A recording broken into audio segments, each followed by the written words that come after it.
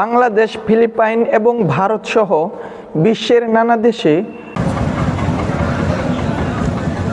Petrol পাম্পে তেল নিতে গিয়ে বাড়ছে ভয়াবহ জনভোগান্তি।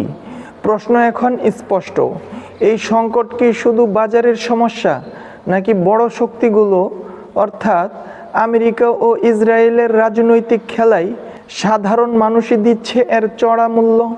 মধ্যপ্রাচ্যের উত্তেজনা, বিশেষ করে ইরান কেন্দ্রিক পরিস্থিতি বিশ্ব জ্বালানি সরবরাহকে নাড়িয়ে দিয়েছে। আর তার সরাসরি প্রভাব পড়ছে আমাদের দৈনন্দিন জীবনে। দাম বাড়ছে, কষ্ট বাড়ছে। এখন বিশ্ববাসীর সামনে বড় প্রশ্ন, এই উত্তেজনা থামাতে কি আমেরিকার উপর কেউ চাপ তৈরি করতে পারবে? আছে কি এমন কেউ, নাকি পুরো বিশ্বই আরও বড় সংকটের দিকে যাবে আর সবাই শুধু তাকিয়ে দেখবে?